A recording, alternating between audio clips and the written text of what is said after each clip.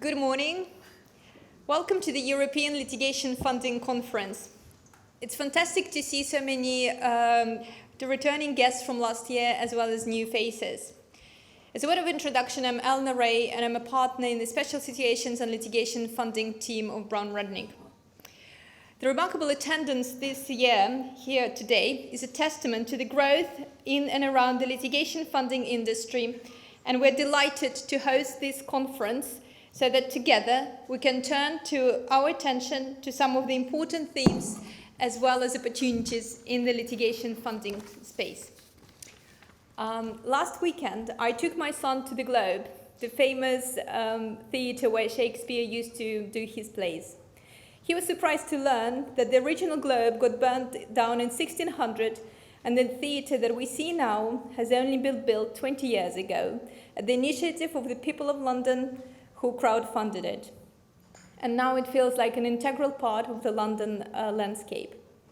This is how I feel about our conference. When we started thinking about launching it in pre-COVID and COVID times, it felt like a very young and somewhat brave idea. But the feedback was so amazing that now, when I open it for the second year, to me, it feels like an integral part of the London and the European litigation funding landscape. And this really is thank you to all of you and everyone who is here today, despite all the train strikes. And thanks to our wonderful speakers who made themselves available and rearranged times to be here. So thank you for this. Our audience had doubled this year. We're expecting around 500 people today. And we have people flying in from Brazil, Australia, Dubai, and the United States, and all over Europe. So thank you for being part of it, and thank you for helping us to build the conference. This is also a deal-maker conference, and we hope that you will take advantage of being face-to-face and meeting new partners in the breaks over lunch and at our drinks reception this evening.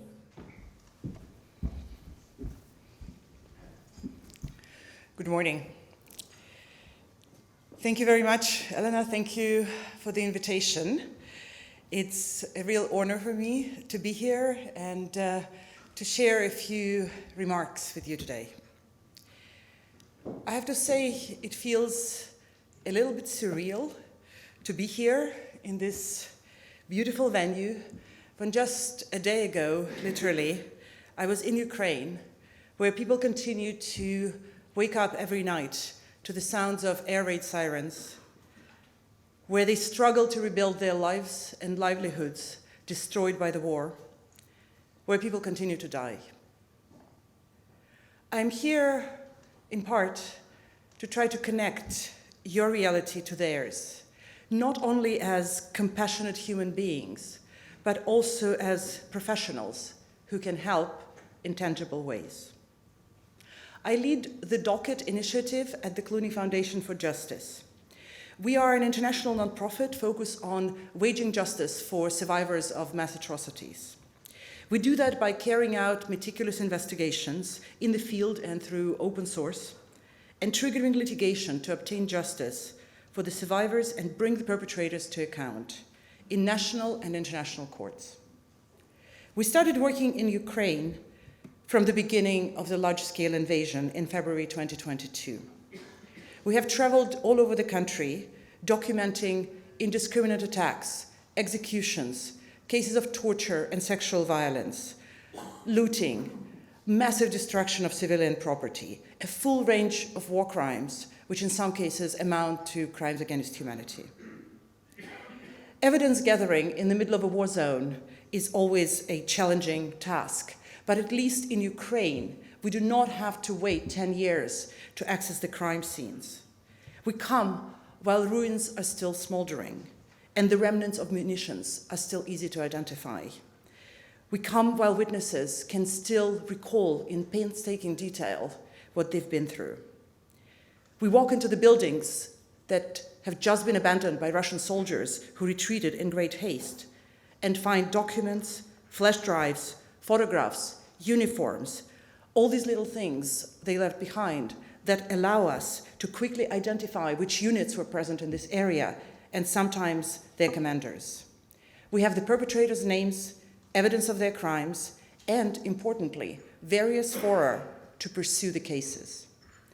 But for me personally, this is also a culmination of decades of work aimed at bringing Russian war criminals to account. The horrors that we're seeing in Ukraine today did not start with Putin's declaration of a special operation a year ago. It started more than 20 years ago in Chechnya, where Russia used airstrikes, Grad rockets, ballistic missiles, cluster munitions, wiping out entire neighborhoods, where thousands of civilians were killed and even more disappeared and tortured in notorious filtration camps. I then saw these same patterns in Georgia, where Russia used similar rhetoric of protecting its own to invade and occupy foreign territory, and then since 2014 in Donbass. Not to mention Syria, where Russian military involvement played a key role in Assad's brutal assault on Syrians who dared to dream of rights and democracy. Having worked in all these places, there is no question in my mind that we are dealing with a criminal regime whose leaders, military, propagandists, industrialists, and other accomplices must and will face a Nuremberg-style trial one day. But we must also remember that Putin decided to bomb Kyiv a year ago because he believed, not unreasonably, that he would get away with it again. Over the past 2 decades, Russia's crimes have been extensively documented by human rights groups, brought to the attention of the UN human rights bodies, European Union, Council of Europe, and foreign ministries all over the globe. I personally made endless trips to Brussels, Strasbourg, London, Washington, Geneva, hoping that evidence of atrocities would trigger action. It did not. There was always an excuse. Diplomats did not want to interfere in Russia's internal affairs. They talked about quiet, soft diplomacy and, up to a point, significant financial support being the most effective method of engaging with Russia. They didn't want to isolate Russia. They were convinced that only internal pressure from Russians themselves could change the country's course. They were worried that, should they voice strong criticism, Russia would cut off Europe from gas supplies. All these years, business as usual with Russia continued not only on diplomatic level. Despite some limited sanctions, major Western businesses continued their operations in Russia. Banks, investment companies, law firms, insurance companies all continued to work with Russian state bodies and state-owned companies, including those which are currently essential contributors to Russia's military effort in Ukraine. In fact, some continue to do so to date, using various loopholes to outsmart the sanctions regime. But the tide appears to have changed dramatically with Russia's full-scale invasion of Ukraine. Ukraine's unbending resistance in the face of Russian aggression has shown the world that Russia's political and military might, which it has used for decades to secure its place at the big powers table, has been nothing but a soap bubble. The war also triggered a long overdue barrage of efforts aimed at holding Russia accountable through sanctions, freezing of assets, and criminal investigations. Ukraine itself has started tens of thousands of criminal cases. International Criminal Court opened its investigations just 2 weeks after the start of the full-scale invasion and is now getting ready to announce its first charges. And more than 20 countries launched their own investigations into crimes committed in Ukraine under the universal jurisdiction principle.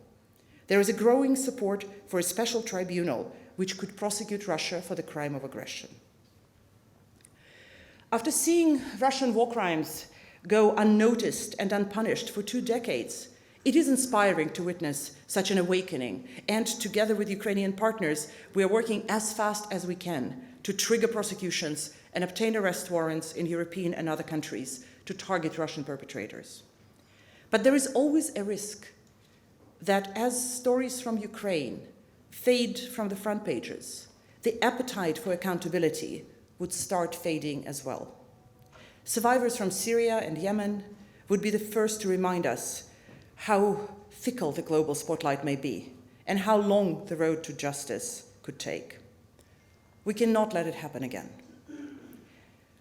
Over the last year, the discourse around accountability for Ukraine focused understandably on criminal justice avenues, and that has been the focus of our work as well. However, we increasingly see that there is an urgent need and potentially significant opportunities to use civil and commercial litigation in this space as well. The biggest challenge here, like in many other situations of large-scale human rights violations, is the drastic imbalance of powers.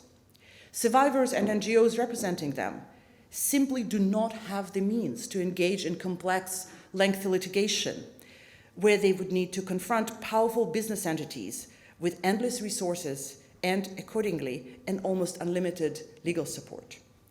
Such cases do happen, and I know that there are both lawyers and funders in this audience among you who have supported them, but they are few and far between. I do hope, however, that the war in Ukraine could also become a turning point in this field, and litigation funding will be absolutely critical in enabling survivors to get on the offensive, ensuring meaningful access to justice and enabling equality of arms. Justice for Ukraine cannot be achieved until we turn not only to the immediate perpetrators, but also to corporate enablers of the crimes, namely the companies that produce weapons, fuel the planes, enable payments to Russian mercenaries, and otherwise make the ongoing offensive against the Ukrainian state possible. Some of these companies are Western. I'm sure you're familiar with reports of foreign companies which, despite the sanctioned regime, managed to continue their business with Russia, often directly contributing to the war effort, for example, by assisting in production of military equipment, bombs and missiles that kill Ukrainian civilians daily. But of course, Russian companies should be the center of attention. Weapons manufacturers, oil companies, banks, businesses involved in the pillage and resale of grain and other commodities from the occupied territories, or those involved in so-called reconstruction of cities like Mariupol, essentially destroyed by Russia, must be brought to account by all means possible. Billions of assets belonging to these companies and their leadership have been frozen in Europe and the United States. And if we're serious about delivering meaningful reparations to Ukrainian victims, we should think of how to go after them. When I think of Russian companies and their contribution to the war effort, one stands out for me. As we were documenting attacks on Ukrainian cities carried out with missiles launched by the Black Sea Fleet, we came across a submarine named Alrosa. Alrosa is also the name of Russia's largest diamond company, whose profits flow directly into the war chest. As we dug deeper, we learned that the submarine's name was not a coincidence. Turns out, in late 90s, this old Soviet submarine, as many things in Russia, started falling apart. Then its captain begged his son, then up-and-coming executive of the Alrosa company, for help. The diamond company invested in repairs and became an official sponsor of the submarine, which was, as a result, called after the company. Interestingly, Alrosa is sanctioned by a few Western countries, but not by the European Union. The answer is simple. As things stand, profits from diamond trade appear more important to some member states than Ukrainian lives. Aside from civil claims, arbitration could be another venue to explore. Specifically, Russian invasion has caused extensive damages, and Ukrainian businesses are starting to bring such claims in Ukrainian courts, obtaining decisions against Russian companies and the Russian state.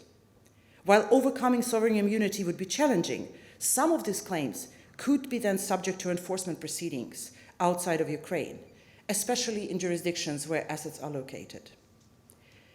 There are some of the world's most brilliant legal and financial minds in this audience. I would like to invite you to think creatively and brainstorm together as to what can be done to advance justice for Ukraine, and ultimately for other situations of mass atrocities through such innovation litigation approaches. These cases are ambitious, complex, and crucially expensive. Nonetheless, the political environment is highly promising. From law firms to government legal departments, the Russian invasion of Ukraine has sparked a unique interest in pursuing international justice. We cannot squander this moment. Earlier, I spoke of the companies and firms that stayed cozy with Russia, even as evidence of human rights abuses became impossible to ignore. Let this be a wake-up call. It is not too late for all of us to make amends to past inaction. It is important that our commitment today be more than rhetorical, driven by a clear understanding that investment in justice is an investment in the future. Only then we do have a chance to use this moment for lasting systemic change. Every time I come back from a war zone, people ask me, how do you cope having witnessed so much suffering? And I always answer sincerely that what I bring from such places are not the stories of loss and devastation, but instead the lessons in resilience, courage, and unbending commitment to justice. At what's likely the most traumatic moment of their lives, without a deep insight into legal intricacies, people, to my surprise, immediately understand the importance of seeking justice, and they're keen to be the driving force in this process.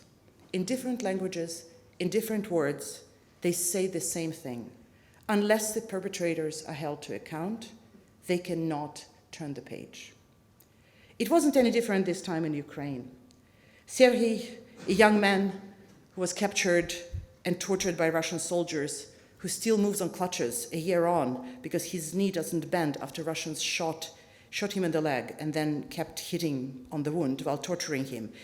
But he spent hours recalling the very small details of his ordeal to me, hoping that they would help us to identify the perpetrators.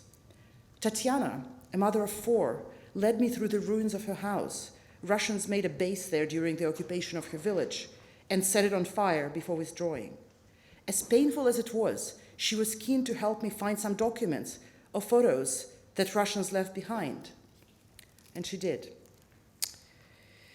Katerina, an elderly teacher from a small village school, did not talk about her personal loss, but said that she wants to see Russian soldiers punished for destroying her life's work and pride, a local ethnographic museum where she had spent years assembling hundreds of objects representing Ukrainian history and culture. They came to kill the idea of us as a nation, she said. Of course they failed, but now we need to do everything to make sure they never try this again. As always, this elderly woman described it better than I ever could. Winning the war on the battlefield is critical, but not sufficient. Only the true reckoning and bringing to account all those who participated in the aggression, from soldiers pulling the trigger to commanders and enablers of the crimes, will ensure that this will not happen again. We at the Clooney Foundation believe that it is possible, but equally that, as Amal Clooney once said, the arc of the universe will not bend toward justice on its own. It is our joint obligation to help the survivors in Ukraine and elsewhere bend it in every way possible. Thank you.